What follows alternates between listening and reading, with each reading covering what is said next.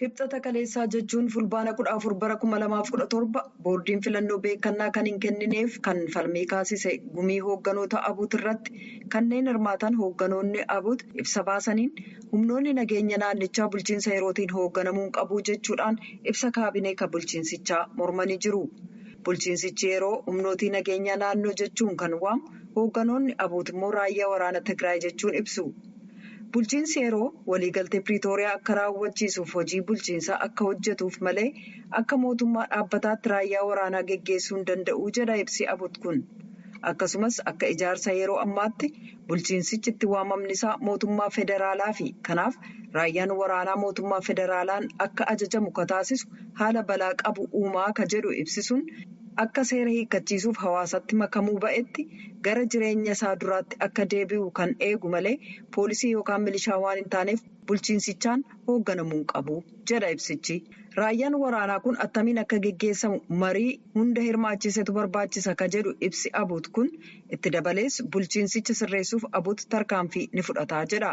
Gareen bulchiinsicha keessa jiru dantaa uummata Tigraay dabarsee ka kennuu jechuun illee yakkee jira.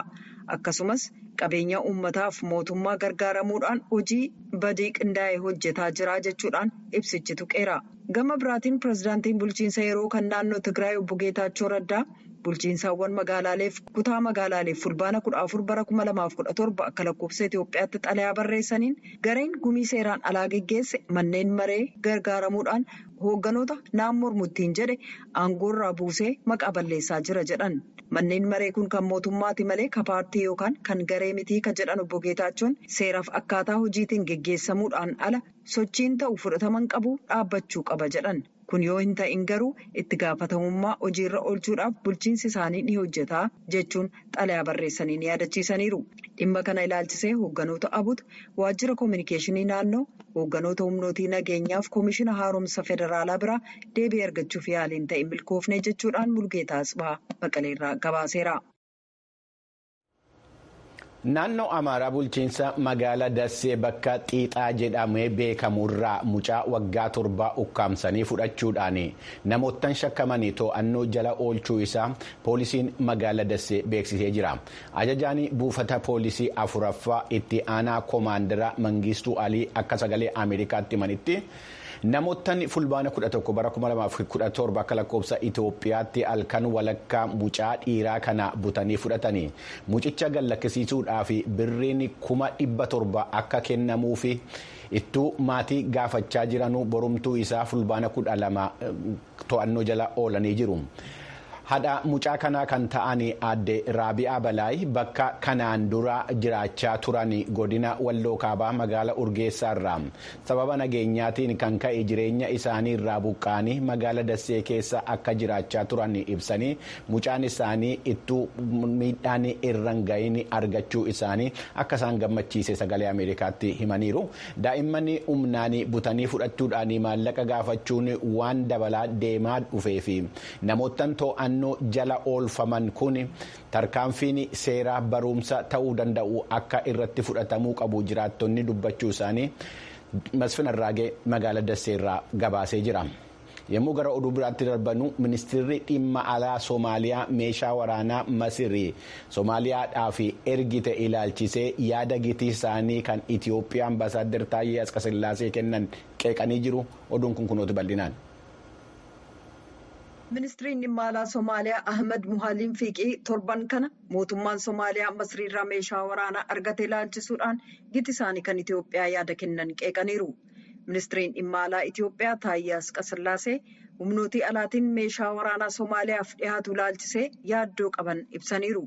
Taayyeen dhiyeessiin meeshaa waraanaa kun haala nageenya laaffataa ta'e daran hammeessee dhumarratti meeshaaleen kun harka shororkeessota Soomaaliyaa keessa seenuu mala jechuun akeekkachiisaniiru. Fiiqiin Niiwuorkitti Rooyitersiif ibsa kennaniin ibsa maqaa balleessii kana duuba Itoophiyaan karaa daangaa Soomaaliyaa meeshaa waraanaa seeraan alaa seene kan harka siviilotaaf shororkeessotaa keessa bu'ee dhoksuuf yaaluu isheetii jedhan.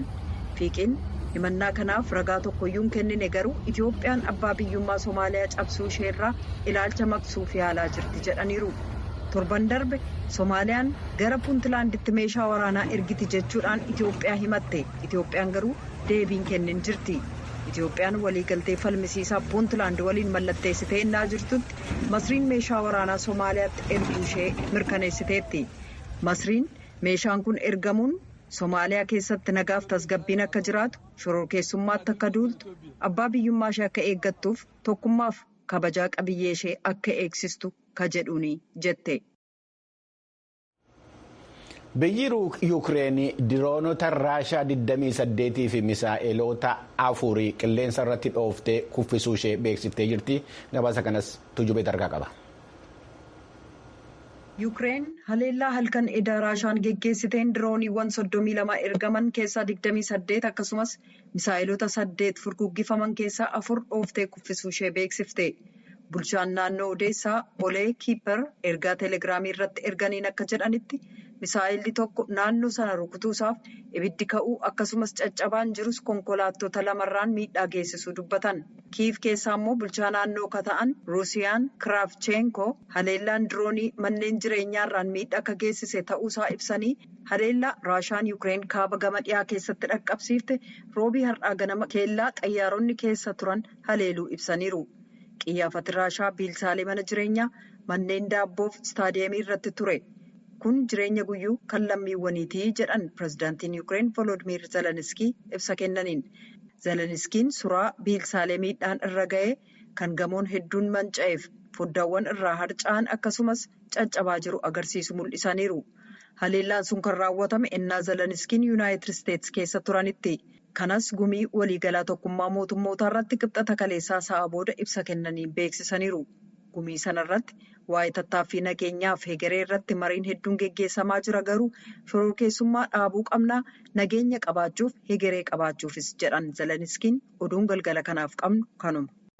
Amma gara gabaasaalee keenya birootti ceenaa godina Gondar dhihaa keessa kan jiran quubsama keessa boqotanii kan turaniiti.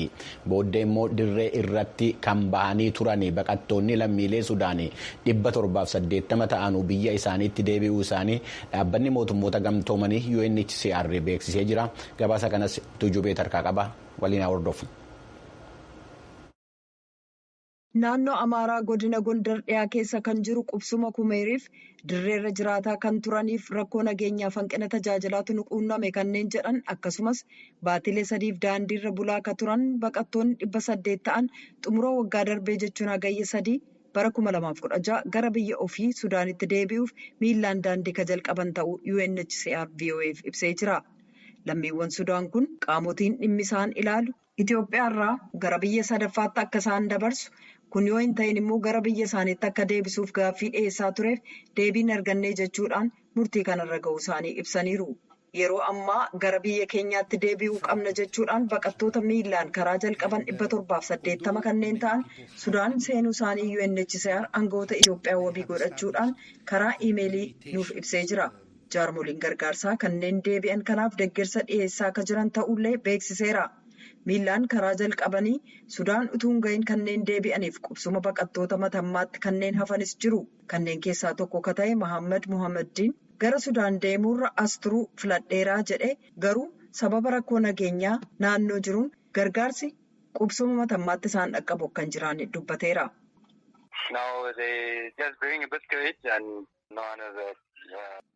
Guyyoota 5 dura buskutii nuuf kennaniiru. Sana booda waan dhufe hin jiru. Baqataan as jiru gargaarsa erga argatee baatiillee 2 dabranii jiru. Dhaaboliin dhimmisaa ilaallatu gargaarsa nuun ga'uu akka barbaadan nutti himaa jiru. Garuu haala nageenyaaf jecha sana gochuu hin dandeenye. Haalli isaa baay'ee ulfaataadha. Namoonni kun dararamaa jiru. Kaan maatiiwwan isaanii firoottan isaanii Sudaan keessa jiran irraa gargaarsa gaafatu. Firoottan isaanii Sudaanii ala jiran irraas maallaqa kan gaafatan jiru. Rakkoo keessa jiraataa jirra. Qubsuma matammaa keessatti kan hafe baqataan lammii Sudaan kabroon Abdulsamad Naasir ammayyuu dhiyaa Sudaan keessatti geggeessamaa akka jiru lolli hamaan gara biyya ofiitti akka hin deebine isa danquusaa ibsee yeroo murtaa'e as turuu filadhee jedhe. Haa ta'u malee qubsuma baqattoota matammaa keessa akka jiru hanqinni dhiyeessii tajaajila yaaddessaa akka ta'e dubbata. Qabeenyaa keenya gurguruudhaan lubbuun jiraachuuf yaalaa kan jirru. Moobaayila keenya kan harkaa huccuu keenya akkasumas qabeenyaa qabnu mara gurgurree jiraachaa jirra. huccuu nama uffadhee jiru qofatu na harkatti hafe waanan qabu mara gurgureera. Baqattoonni biyyootii alaa firoota qaban maallaqa akka isaaniif ergan gaafatu. Isaanis ennaa argatan waliin qooddatu. Baqataan walii isaa gargaaruudhaan jiraataa jira. Kanneen yaada kennan kun VOA'f bilbilaan akka himanitti qubsuma baqattootaa matammaa keessa bishaan dhugaatii qulqulluu tajaajilli fayyummaaf qulqullinaa akka hin jiraanne ibsaniiru. Hanqina qulqullinaan kan ka'e qubsuma sana keessatti weerarri dhibee kooleraa ka'uu mala yaaddoo jedhus qabu. UNHCR ibsa iimeelii ergeen daandii matammaaf Gondar irra ka jiru rakkoo nageenyaan kan ka'e baqattoota qubsuma matammaa keessa jiraniin gargaarsa goon rakkisaa ta'eeraa jedha. Sababa kanaan baqattoota kana rakkoon gargaarsi duraa turu isa mudachuusaa ibsee jira jedha gabaasi Gabra Mikaa'el Gabra Madiin.